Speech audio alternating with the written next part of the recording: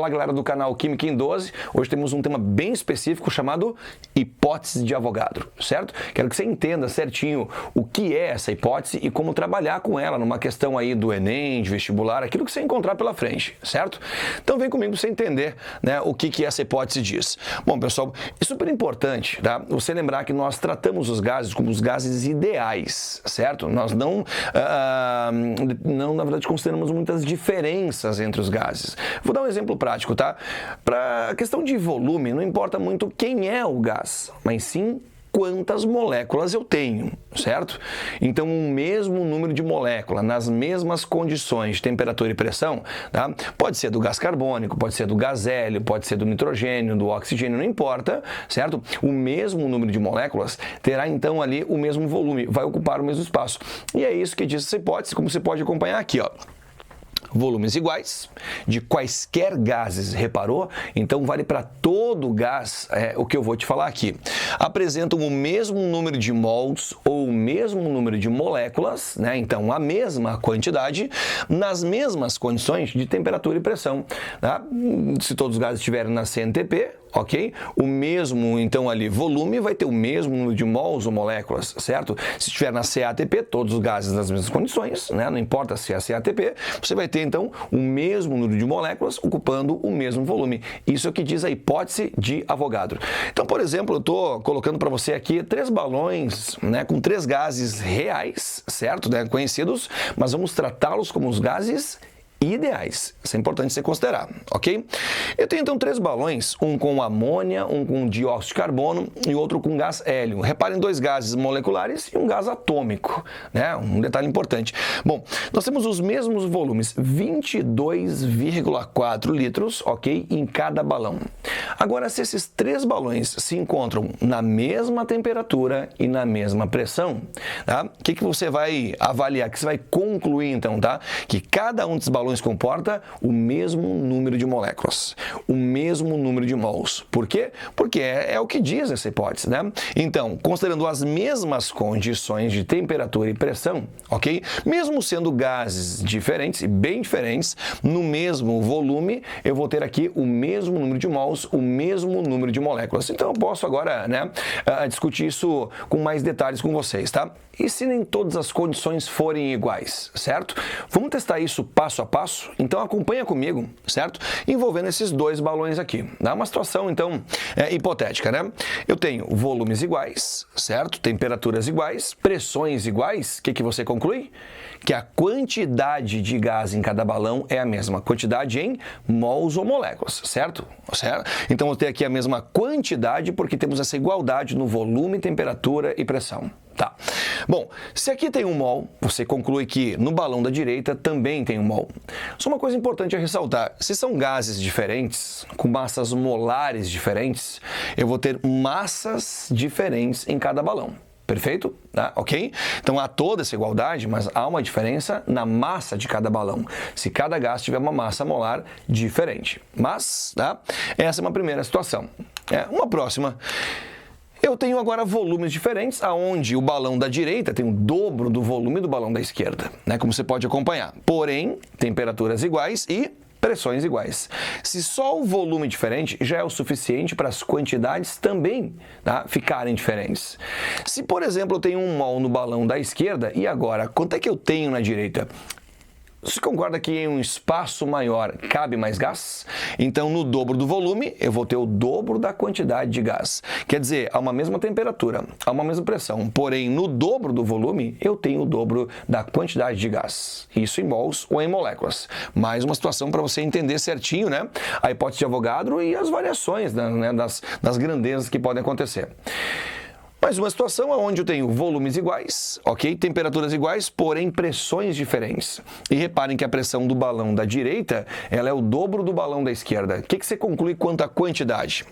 Se no balão da esquerda eu tenho um mol e a pressão é a única grandeza diferente no balão da direita, ou entre eles, enfim, tá? Sendo o dobro a pressão e a quantidade, o que ela vai ser? Ela vai ser o dobro também, tá? No mesmo volume, o dobro da pressão, ok? Indica pra gente que eu vou ter o dobro da quantidade de gás ali, certo? No caso, no balão da direita.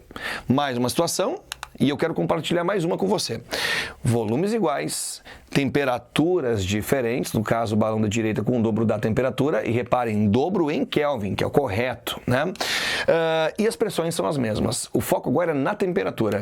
Se no balão da esquerda eu tenho 1 mol, por exemplo, de gás, no balão da direita, quanto que eu vou ter? Eu vou ter a mesma quantidade, eu vou ter metade, eu vou ter o dobro, se apenas a temperatura é diferente, se apenas a temperatura é o dobro. E aí, pensou? Eu vou ter metade da quantidade, porque para manter no mesmo volume, uma mesma pressão, ok? Com o dobro da temperatura, eu tenho que extrair então dali metade da quantidade, certo? É isso que vai acontecer. Então testamos aí todas as grandezas, certo? De modo igual e aí também de modo diferente, uma por vez. Mas legal, entender o assunto, entender essa lei é super importante, né? E praticar é outra parte importante. E você vem comigo agora para acompanhar um exercício sobre isso, né? E entender melhor ainda a hipótese de Avogadro.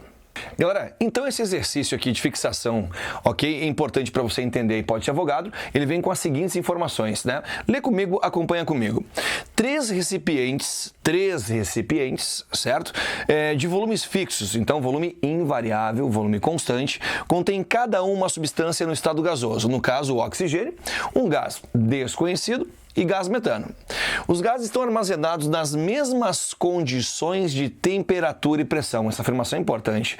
Todos estão à mesma temperatura e estão também à mesma pressão, certo? Mas reparem que os volumes não são iguais. Por isso nós testamos agora há pouco, tá? Diferenças de temperatura, diferenças de pressão e diferenças também ali no volume. E isso veio acontecer agora, tá? E continua.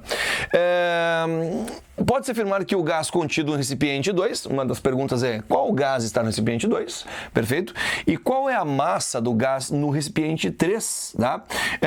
Completo essa tabela e assim a gente fecha a questão, tá? Bom, pessoal, qual é o recipiente com mais informações entre esses três? Você vai concordar comigo que é o primeiro recipiente, onde eu tenho aqui o gás oxigênio, certo? No segundo me falta então ali quem é o gás e no terceiro me falta a massa do gás. Duas respostas a serem dadas para a questão. Bom, aqui eu tenho o gás oxigênio, o qual pesa então ali, apresenta uma massa molar de 32 gramas, 32 gramas por mol. Então, se o oxigênio apresenta 32 gramas por mol, 16 gramas é equivalente a meio mol. Temos meio mol de gás no primeiro recipiente. Certo? Meio mol. Então, 16 gramas, confere ali pra gente, meio mol. Com base nesse número de mols, eu vou encontrar as outras quantidades nos outros dois recipientes. Bom, eu tenho a mesma temperatura, eu tenho a mesma pressão, só que comparando o primeiro com o segundo, o volume aqui é o dobro. Se o volume é o dobro, eu tenho o dobro da quantidade, que você viu agora há pouco como funciona naquela comparação que a gente fez, né? Então, eu vou ter aqui 1 mol de gás, até então desconhecido. E como o último recipiente tem 3 vezes mais volume do que o primeiro, então eu tenho 3 vezes mais gás naquele recipiente. Isso é 1,5 mol, certo? Então temos meio mol, 1 mol e 1 mol e meio. Esse 1 mol e meio, isso é 3 vezes mais que o primeiro recipiente, ocorre porque eu tenho 3 vezes mais volume no terceiro recipiente em relação ao primeiro. Bom, pessoal, temos aqui um gás desconhecido e uma massa desconhecida, tá? Para descobrir quem é o gás, sempre para descobrir uma espécie química, o que você faz? Você descobre a massa de 1 mol, certo? Bom, olha que legal. A massa de 1 mol. Então, o gás que eu procuro, ele pesa 28, certo? Das opções que eu tenho, 2 gases apresentam massa igual a 28, né? Das opções que eu tenho. Um deles é um monóxido de carbono e outro vem a ser o nitrogênio. Isso me faz, na verdade, ficar com algumas opções ali já em aberto, né? Ok? E descartar algumas também, né? Tá, então, ou é monóxido ou vem a ser, então, nitrogênio. E para fechar aqui a questão, me falta descobrir a massa desse gás, que é o metano. Que massa que eu tenho aqui? Bom, pessoal, 1 mol de metano apresenta uma massa igual a 16 gramas. Então, 1 mol de metano está para 16 gramas. E 1 mol e meio, 50% a mais, certo? Eu vou ter, então, uma massa igual a 24 gramas. Logo, fecha a minha tabela e a opção que eu procuro é CO ou N2 e a massa 24 gramas, né? Aonde eu encontro essa opção, certo? A letrinha C tem monóxido de carbono e 24 gramas, o que torna aquela afirmativa, a C, como correta, certo? Ótimo exercício, né? Galera, essa segunda questão está aqui para você fixar melhor ainda a hipótese de Avogadro. E ela traz o seguinte: 4 recipientes com volumes diferentes e gases diferentes. Mas acompanha comigo para você entender melhor o que vai acontecer. Os recipientes 1, 2, 3 e 4 contêm substâncias gasosas, importante, nas mesmas condições de temperatura e pressão. Isso ajuda no exercício, tá? O princípio de Avogadro nos permite afirmar que o número de... E aí vamos testar as afirmativas, tá? Olha o que vai rolar, galera. Tá? São testes de afirmativas, perfeito? Por exemplo, a letra A fala assim: o número de átomos de oxigênio é maior em 1. Bom, só aqui tem oxigênio. Eu tenho a seguinte situação: não tenho o número de mols de nenhum dos gases. Mas se você, por exemplo, considerar que aqui tenha 1 mol, eu estou supondo essa quantidade, tá? Aqui também tem que ter 1 mol. Como é que eu concluo isso? Volumes iguais, o enunciado me falou, temperaturas iguais e pressões iguais. Porém, aonde o volume é o dobro, eu teria o dobro da quantidade, 2 mols, certo? E aqui também 2 mols. Por quê?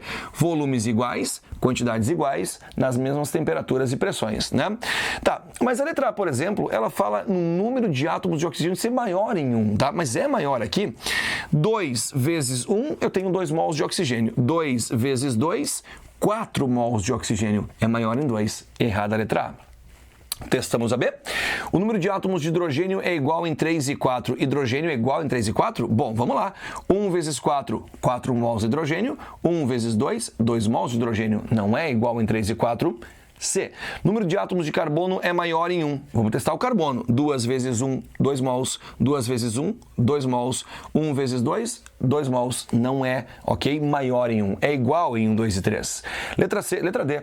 Total de átomos é igual em 3 e 4. Total de átomos, olha como é que você faz em 3 e 4. 1 vezes 6. 1 vezes 6. 6 mols de átomos, 1 vezes 2, 2 mols. 6 e 2 não são iguais.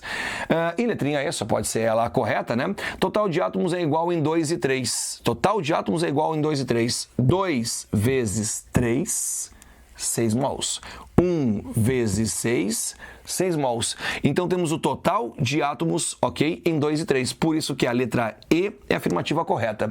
Galera, então a hipótese de Avogadro foi vista e testada para que você entendesse muito bem em 12 minutos, certo? Até a próxima aula. Te aguardo. Tchau, tchau.